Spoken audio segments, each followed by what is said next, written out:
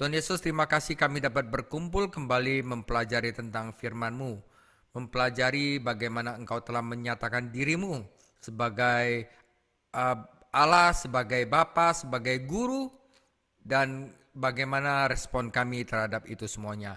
Tuhan Yesus, ajarilah kami bagaimana kami dapat mengambil keputusan yang benar, bukan dari keputusan yang salah, agar hidup kami merupakan hidup yang dapat diberkati. Tuhan Yesus, dan juga jauhkanlah kami daripada yang jahat, lepaskanlah kami dari pencobaan, karena Engkaulah yang punya kerajaan, kuasa, dan kemuliaan sampai selama-lamanya. Amin. Saudara, saya akan langsung mulai. Ya, ini ada di Lukas 7 ayat 5-13. Sebab saudara-saudaranya sendiri pun tidak percaya kepadanya. Maka jawab Yesus kepada mereka, "Waktuku belum tiba, tetapi bagi kamu selalu ada waktu. Dunia tidak dapat membenci kamu, tetapi ia membenci aku, sebab aku bersaksi tentang dia bahwa pekerjaan-pekerjaannya jahat. Pergilah kamu ke pesta itu. Aku belum pergi ke situ, karena waktuku belum genap." Demikianlah katanya kepada mereka, dan ia pun tinggal di Galilea. Tetapi sesudah saudara-saudara Yesus berangkat ke pesta itu, ia pun pergi juga ke situ, tetapi tidak terang-terangan, tetapi diam-diam. Orang-orang Yahudi mencari dia di pesta itu dan berkata, "Di manakah ia?" Dan banyak terdengar bisikan di antara orang banyak tentang dia. Ada yang berkata, "Ia orang baik." Ada pula yang berkata, "Tidak, ia menyesatkan rakyat." Tetapi tidak seorang pun yang berani berkata terang-terangan tentang dia, karena takut terhadap orang-orang Yahudi. Saudara, pendahuluan. Seorang pengusaha kulit hitam meninggalkan kantornya yang mewah. Pekerjaannya hari ini telah selesai dan ia menantikan makan malam bersama teman-temannya. Ia mengendarai mobil barunya yang mewah ke restoran favoritnya. Di sana ia menikmati hidangan lezat dan bersenang-senang bersama teman-temannya. Akhirnya tibalah waktunya untuk pulang. Ia kembali ke mobilnya dan menyusuri jalan, masih tertawa kecil mendengar lelucon yang diceritakan temannya. Tiba-tiba ia melihat lampu mobil polisi menyala di belakangnya. Ia melaju terlalu kencang. Tidak.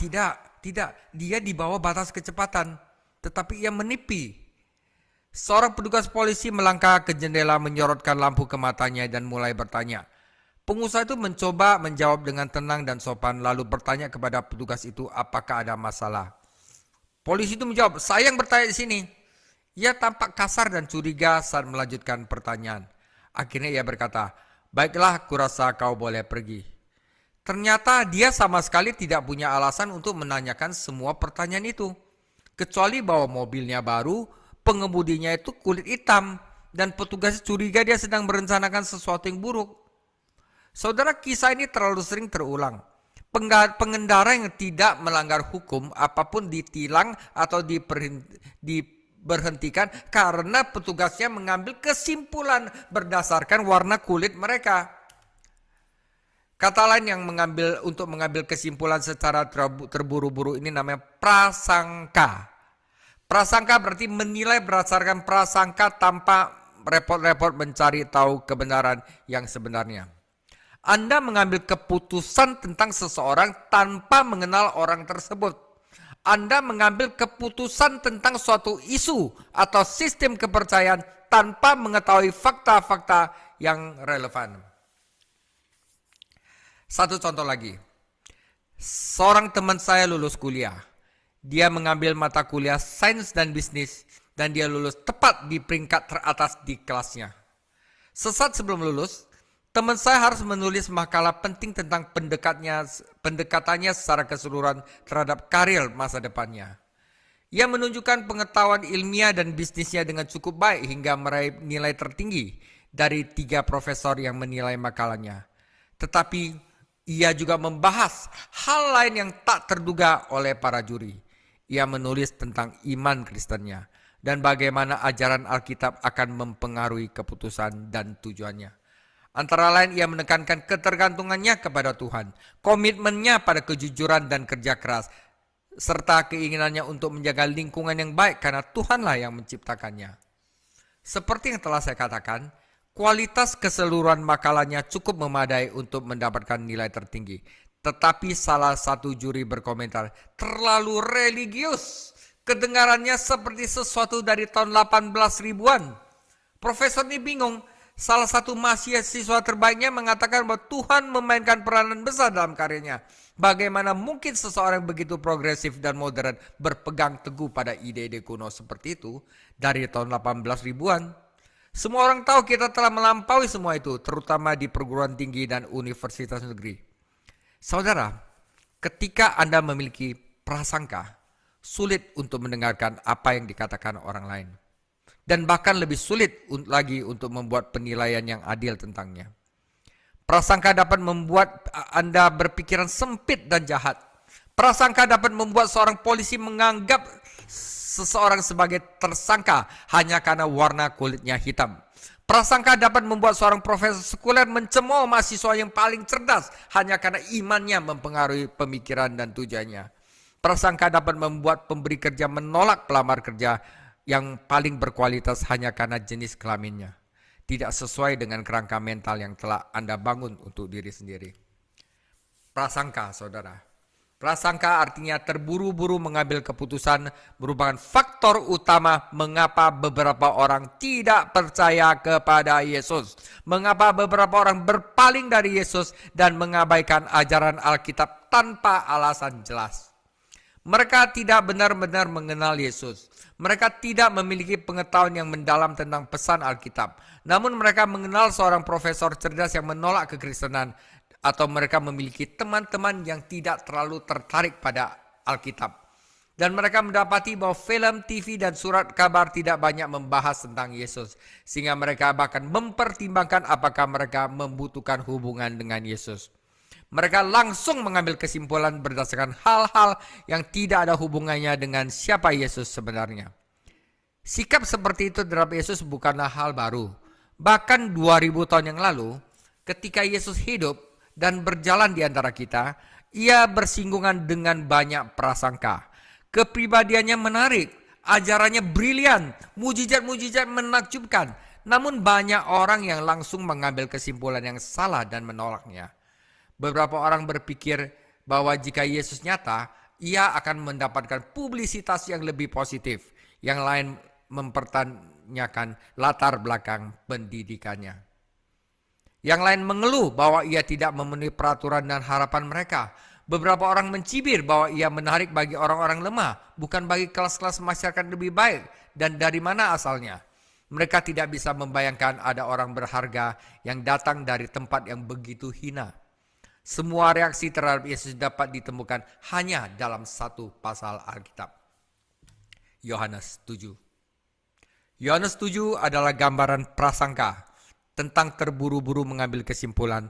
Ini adalah kisah tentang bagaimana tidak mengambil keputusan yang benar. Bagaimana kita salah mengambil keputusan. Terlebih lagi mereka tidak menyukainya. Saudara, salah satu cara untuk mengambil keputusan yang salah atau melihat dari publisitas. Oke? Wah, orang itu banyak nggak jemaatnya, banyak nggak yang laku, banyak nggak yang likes-nya, banyak nggak yang view-nya, saudara. Ya kan? Salah satu bentuk kesimpulan terburu-buru ya adalah berfokus pada seberapa besar publisitas yang Yesus dapatkan. Jika Anda jarang mendengar tentangnya di jalan atau di media, Anda mungkin dia tidak layak mendapatkan perhatian Anda. Dia tidak relevan atau penting kecuali ia bisa membuat gebrakan yang besar. Begitulah perasaan saudara-saudara Yesus sendiri.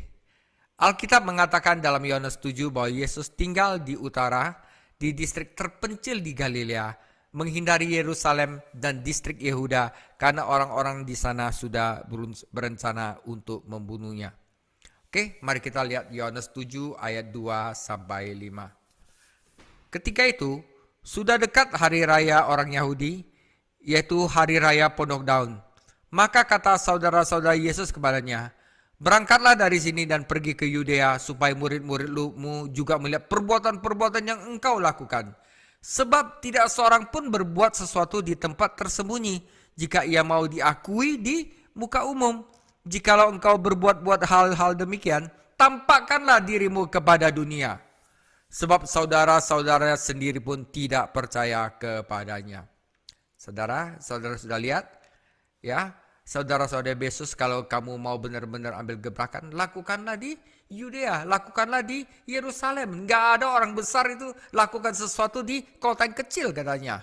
Saudara, mereka mengira jika Yesus benar-benar Mesias, ia akan bertindak sebagaimana seharusnya seorang tokoh publik. Ia tidak akan tinggal di daerah terpencil seperti daerah Galilea. Ia akan bergaul dengan orang-orang berpengaruh dan mendapatkan publisitas nasional. Tempat itu adalah Yerusalem, bukan Galilea. Tetapi Yesus tahu lebih baik. Ia tahu orang-orang berpengaruh tidak akan mengakui Mesias mereka dan menyambutnya. Mereka akan membunuhnya. Yesus rela mati, tetapi hanya ketika waktunya tepat. Waktunya belum tepat. Karena itu Yesus berkata kepada mereka, waktu yang tepat bagiku belum tiba. Bagimu setiap saat adalah tepat. Dunia tidak dapat membenci kamu, tetapi ia membenci aku karena aku melakukan kesaksian bahwa perbuatan mereka jahat. Kebaikan sejati seringkali diabaikan, disambut dengan permusuhan. Terutama ketika kebaikan menyingkapkan kejahatan apa adanya.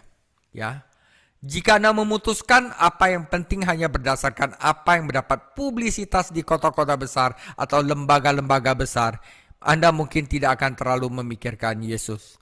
Anda tidak akan banyak mendengarnya di ruang kelas sekolah negeri atau universitas. Anda jarang melihat orang berdoa kepadanya di acara TV atau film, bahkan ketika mereka menghadapi penyakit atau kematian. Media berita akan membanjiri Anda dengan politik, olahraga, bisnis, tetapi Anda tidak akan menemukan banyak hal tentang Yesus, tentang agama. Dengan publisitas, Anda mungkin berpikir kekristenan paling banter tidak penting atau paling buruk berbahaya. Namun bodoh jika Anda langsung mengambil keputusan berdasarkan publisitas. Baru setelah saudara-saudara Yesus berhenti peduli apakah Yesus menjadi terkenal di Yerusalem, mereka akhirnya melihatnya sebagaimana adanya. Ya, saudara, hal pertama untuk mengambil salah keputusan adalah melihat dari publisitas. Ya, kalau contohnya, di IG itu, pendetanya itu, rame dia punya, belum tentu benar, saudara. Ya, jangan lihat dari publisitasnya, tetapi lihat dari apa yang pendeta itu katakan. Ya. Kedua, saudara, cara untuk mengambil keputusan yang salah adalah dengan membaca apa yang orang biasa pikirkan tentangnya, yaitu dengan pendapat orang lain, saudara. Orang lain bilangnya dia mungkin juga ya. Ya, jangan pakai pendapat orang lain. Mari kita baca Yohanes 7 ayat 10 sampai 12.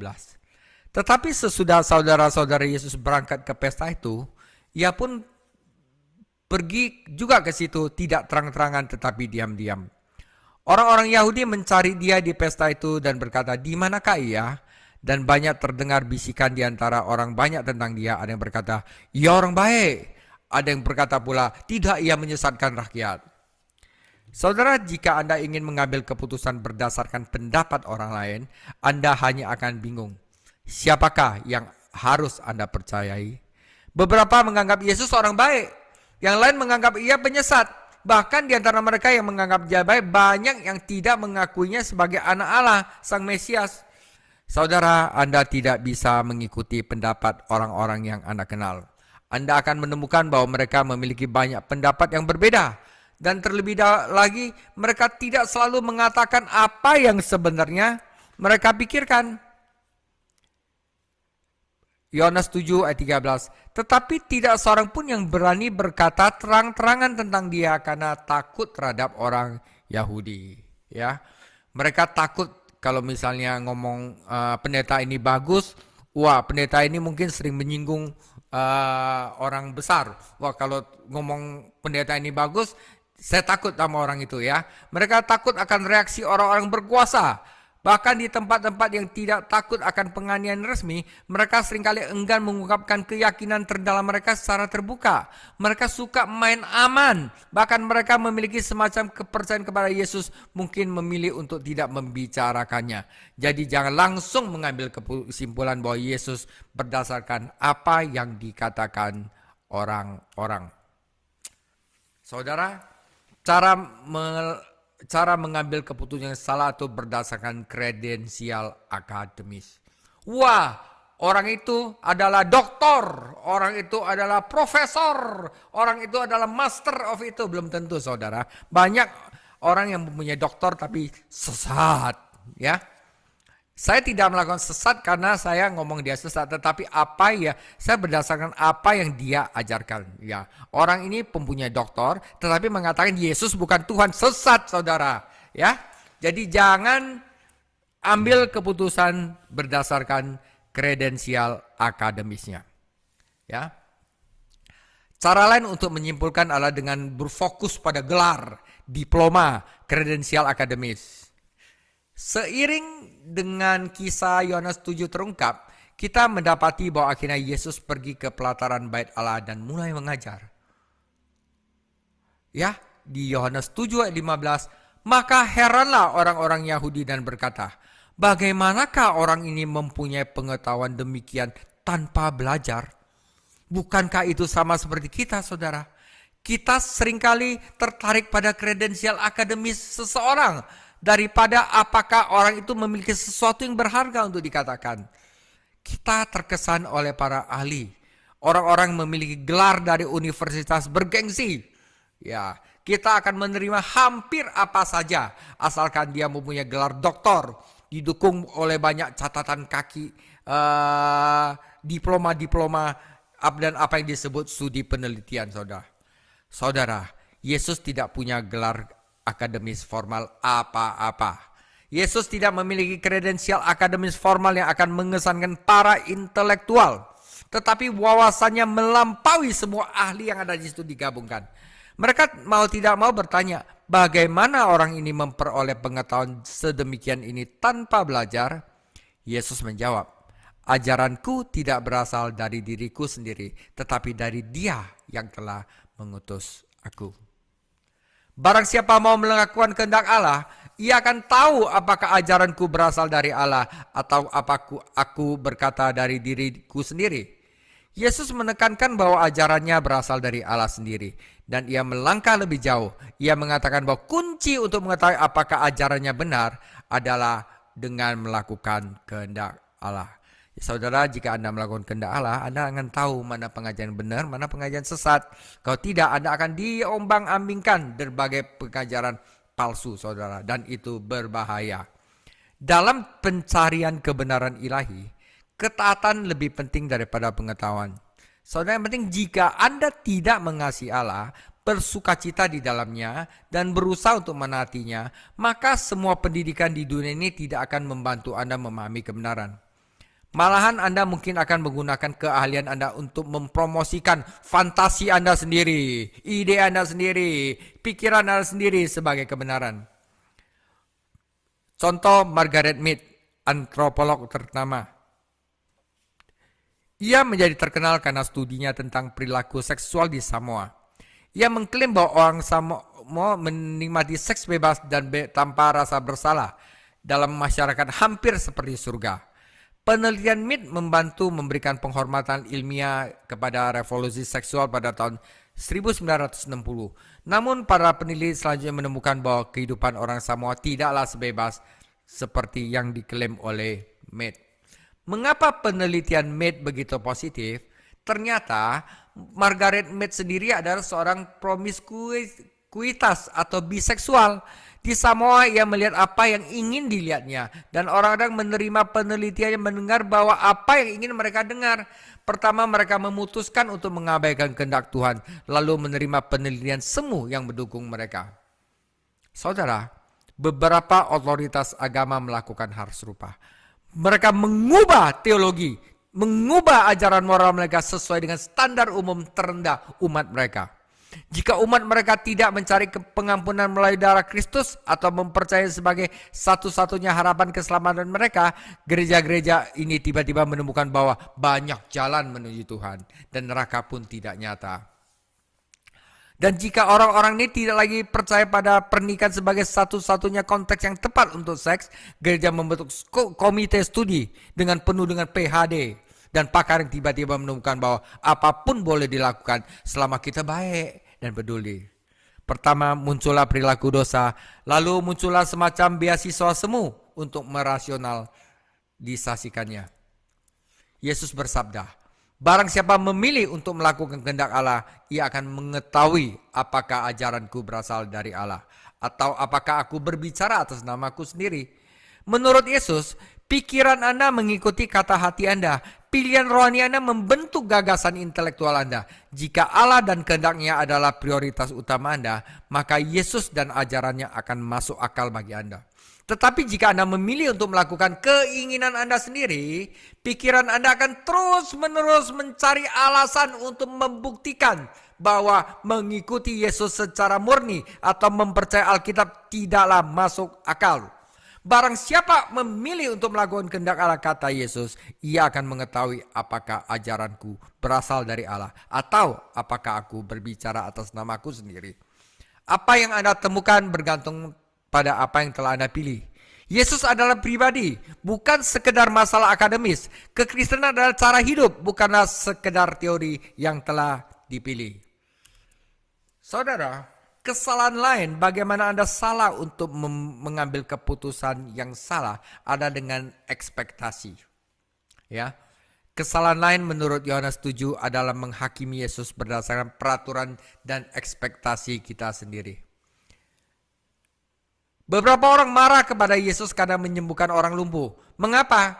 Karena ia melakukannya pada hari Sabat. Bayangkan saudara, di sini ada seorang lumpuh yang disembuhkan Yesus sepenuhnya, dan bukannya memuji Tuhan, orang-orang ini malah marah kepada anak Allah karena melakukan mujizat yang tidak sesuai dengan jadwal mereka. Mujizat-mujizat Yesus merupakan salah satu demonstrasi yang paling mengesankan bahwa ia memang Tuhan di antara mereka, dan orang-orang menggunakan mujizat-mujizat itu sebagai salah satu alasan untuk mengkritiknya. Yesus menanggapi dengan menunjukkan, jika seorang anak dapat disunat pada hari Sabat agar hukum Musa tidak dilanggar, mengapa kamu marah kepadaku karena menyembuhkan seluruh tubuh orang itu pada hari Sabat? Berhentilah menghakimi berdasarkan penampilan belaka, buatlah penilaian yang benar. Sangat mudah, terutama jika Anda sangat religius, untuk terpaku pada ekspektasi dan peraturan sehingga Anda tidak dapat lagi melihat kapan Tuhan benar-benar bekerja. Jangan mengambil keputusan dengan memeriksa apakah Kristus sesuai dengan harapan Anda. Pertama, lihatlah apakah harapan Anda sesuai dengan Kristus. Jangan menghakimi berdasarkan apa yang tampak, tetapi buatlah penilaian yang benar. Masalah mengambil keputusan secara tergesa-gesa berdasarkan ekspektasi yang dangkal, khususnya mencolok dalam diskusi tentang asal-usul Yesus. Beberapa orang di antara orang banyak berharap bahwa ketika Kristus Sang Mesias datang, ia akan muncul begitu saja. Oleh karena itu, mereka beralasan Yesus tidak mungkin Kristus. Mereka berkata, kamu tahu dari mana asal orang ini. Tetapi jika Kristus datang, tidak akan seorang pun tahu dari mana asalnya. Ya, mereka memiliki ekspektasi yang berbeda. Mereka tahu nubuat Nabi Mika bahwa Mesias akan datang dari Bethlehem. Dan dalam pikiran mereka ini mengecualikan Yesus, karena mereka tahu Yesus pernah tinggal di kota Nazaret di Galilea. Dan mereka dapat mendengar bahwa ia berbicara dengan aksen Galilea. Mereka berkata, bagaimana mungkin Kristus datang dari Galilea? Bukankah kitab suci mengatakan bahwa Kristus akan datang dari keluarga Daud dan dari Bethlehem, kota tempat tinggal Daud? Jadi ada satu kelompok yang percaya bahwa Mesias akan memiliki asal-usul yang rahasia, dan ada kelompok lain mengatakan bahwa mengharapkan dia datang dari Bethlehem. Kedua kelompok sepakat setidaknya pada satu hal, Mesias tidak akan datang dari Galilea. Kenapa? Galilea dianggap sebagai ketiak Israel, tempat yang harus dihindari, distrik di mana tidak ada hal penting atau hal yang berharga yang pernah terjadi. Para pemimpin agama mencibir, selidikilah dan kamu akan mendapati bahwa seorang nabi tidak akan datang dari Galilea. Mereka begitu yakin akan diri mereka sendiri sehingga mereka mengabaikan bagian-bagian kitab suci yang memang menubuatkan hal-hal besar bagi Galilea. Berabad-abad sebelumnya, Nabi Yesaya menulis, di masa depan Allah akan memuliakan Galilea. Bangsa yang berjalan dalam kegelapan telah melihat terang yang besar. Sebab seorang anak laki-laki telah lahir bagi kita. Ia akan disebut penasihat ajaib, Allah yang perkasa, Bapa yang kekal, dan Raja damai. Saudara, nubuat tentang Galilea memang ada di sana, tetapi para pemimpin agama begitu terpaku pada ekspektasi, gagasan mereka sendiri, sehingga mereka mengabaikan ayat-ayat kitab suci yang tidak sesuai dengan gagasan mereka. Mereka tidak dapat memberi ruang bagi harapan mereka akan seorang nabi dari Galilea. Ironisnya, orang-orang yang mengatakan tidak seorang pun akan tahu dari mana Mesias akan datang, dan mereka mengatakan dia akan datang dari Bethlehem. Keduanya benar. Namun mereka salah ketika mereka berasumsi bahwa mereka tahu gambaran keseluruhan dan mengutuskan bahwa karena Yesus berasal dari Galilea, dia tidak dapat memenuhi syarat sebagai Mesias. Faktanya adalah bahwa Yesus berasal dari Galilea dan dari Bethlehem dan dari tempat yang tidak mereka kenal. Awalnya Yesus datang dari surga, tempat yang tidak diketahui langsung oleh siapapun di bumi. Ketika ibunya Maria dan Yusuf sedang berada di kota untuk mendaftarkan dirinya dalam sensus Romawi di Lukas 2, kemudian keluarga itu kembali ke rumah mereka di Galilea, tempat Yesus dibesarkan dan memulai pelayanannya. Jadi seluruh masalah asal-usul Yesus yang konon membuktikan bahwa ia bukanlah Mesias sebenarnya merupakan bukti kuat bahwa sebenarnya ia adalah Mesias. Siapakah orang lain yang menggenapi nubuat-nubuat yang saling bertentangan ini? Tidak ada. Ketika Anda membuat keputusan berdasarkan pengetahuan Alkitab Anda yang terbatas, atau ketika Anda tidak melihat bagaimana bagian-bagian Alkitab yang terdengar kontradiktif dapat saling berkaitan, atau ketika Anda tidak dapat melihat bagaimana semua itu berlaku untuk Yesus, apakah itu berarti Yesus bukankah anak Allah atau Alkitab tidak dapat diandalkan? Tidak, itu hanya Anda masih belum melihat gambaran utuhnya. Pernahkah Anda mencoba menyusun sebuah puzzle? Jika Anda hanya melihat beberapa potongan pasal yang berserakan, sulit untuk memahaminya. Namun jika potongan-potongan pasal tersebut dikemas dalam kotak berisi gambar seperti apa yang pasal itu sudah jadi, Anda akan mulai melihat di mana letak potongan-potongan tersebut dalam gambar tersebut dan akan lebih mudah untuk menyusun pasal tersebut. Demikian pula, mungkin tidak mudah untuk mengambil beberapa potongan nubuat dalam Perjanjian Lama dan menyusunnya menjadi sebuah gambaran yang tentang apa yang harus dilakukan oleh Sang Mesias. Namun begitu Anda melihat Yesus sebagai Mesias, Anda akan menemukan bagaimana potongan-potongan nubuat Perjanjian Lama terhubung di dalam dirinya. Ya, saudara, satu lagi bagaimana Anda bisa salah mengambil keputusan bahwa Anda melihat seseorang itu dari status. Wah, apakah dia udah PDM, udah BDD, apa mereka dia udah ditabiskan atau belum ditabiskan? Belum tentu, saudara. Yohanes 7 menunjukkan banyak orang langsung mengambil kesimpulan yang salah tentang Yesus, tetapi juga menceritakan beberapa orang merasa Yesus meyakinkan. Banyak orang awam beriman kepada Yesus. Mereka berkata, jika Kristus datang, akankah ia melakukan lebih banyak tanda ajaib daripada orang ini? Ketika para pemimpin agama mendengar orang-orang membisikkan hal-hal seperti itu, mereka mengirim beberapa penjaga bait suci untuk menangkap Yesus. Namun alih-alih menangkapnya, penjaga itu justru terpaku oleh perkataannya dan tidak dapat menahan diri untuk tidak mendengarkan. Kemudian ketika para penguasa bertanya, mengapa engkau tidak membawa dia masuk? Para penjaga itu menjawab, tidak pernah seorang pun berbicara seperti orang ini, saudara. Maksudnya ia pun juga menipu kamu, bahasa orang Farisi. Adakah di antara pemimpin-pemimpin orang Farisi yang percaya kepadanya? Tidak, tetapi orang banyak ini tidak mengerti hukum Taurat, ada kutuk atas mereka. Nikodemus yang telah pergi kepada Yesus sebelumnya merupakan salah satu dari mereka yang bertanya, apakah hukum Taurat kita menghukum seseorang tanpa terlebih dahulu mendengarkan dia atau mengetahui apa yang diperbuatnya? Saudara, mereka menjawab, apakah kamu juga dari Galilea? Selidiki dan kamu akan menemukan bahwa tidak ada seorang nabi pun tidak datang dari Galilea. Jika Anda ingin mengambil keputusan tentang Yesus, Anda perlu menyelidiki apakah yang dia lakukan. Anda perlu mempelajari apa yang dia katakan. Mereka yang benar-benar memperhatikan apa yang Yesus lakukan mau tidak mau bertanya, bagaimana mungkin seseorang dapat melakukan mukjizat yang lebih besar dari ini? Mereka memperhatikan apa Yesus katakan mendapati diri mereka menjawab, tidak pernah seorang pun yang berbicara seperti itu. Para anggota elit tidak yakin. Mereka tidak tertarik untuk memberikan Yesus kesempatan yang adil. Mereka hanya berkata, lihat siapa yang percaya kepadanya dan siapa yang tidak. Orang-orang baik dan terpelajar tidak percaya kepadanya.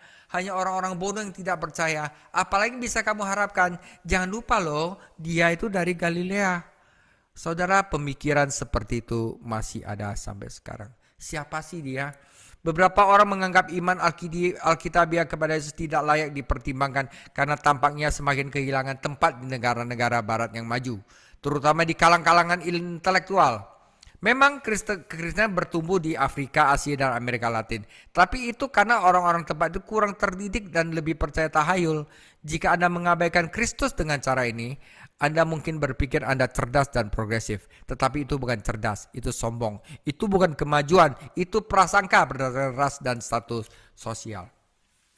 Saudara, bagaimana mengambil keputusan yang benar? Pertanyaan sebenarnya bukanlah apakah iman kepada Yesus sesuai dengan tren terkini di kalangan intelektual di Eropa atau Amerika. Pertanyaan bukanlah bagian dunia manakah yang tampaknya paling menerima kekristenan. Pertanyaannya adalah apakah Yesus Kristus seperti yang ia akui? Untuk menghadapi pertanyaan itu dengan jujur, Anda juga harus berhenti menilai berdasarkan penampilan, prasangka, status, kredensial agama, dan mulai membuat penilaian benar. Anda perlu berhenti mengambil kesimpulan terburu-buru dan mempertimbangkan apa yang Yesus lakukan, serta mempelajari apa yang ia katakan. Bacalah kisah hidup Yesus yang terdapat dalam kitab-kitab Alkitab, Matius, Markus, Lukas, Yohanes. Bacalah berulang-ulang, kemudian buatlah keputusan Anda. Dan ingat, Anda akan menemukan apa yang Anda cari. Jika Anda mencari alasan untuk tidak mengikuti Yesus, Anda tidak mungkin akan menemukannya. Tetapi jika Anda telah memilih untuk melakukan kehendak Allah, untuk menerima apa yang ia ungkapkan terlepas dari apakah itu sesuai dengan pemahaman Anda atau tidak, Anda akan menemukan bahwa Yesus adalah persis seperti yang ia akui, dan Anda akan mengikutinya kemanapun ia memimpin. Saudara, begitu hati Anda mencari Tuhan, pikiran Anda akan terbuka tentang kebenaran tentang Yesus. Seperti yang Yesus katakan, barang siapa mau melakukan kehendak Allah, ia akan tahu apakah ajaranku berasal dari Allah. Dalam Yohanes 7, Yesus memberikan undangan kepada orang-orang yang masih belum menemukan hal ini. Ia katakan, barang siapa haus, baiklah ia datang kepadaku dan minum.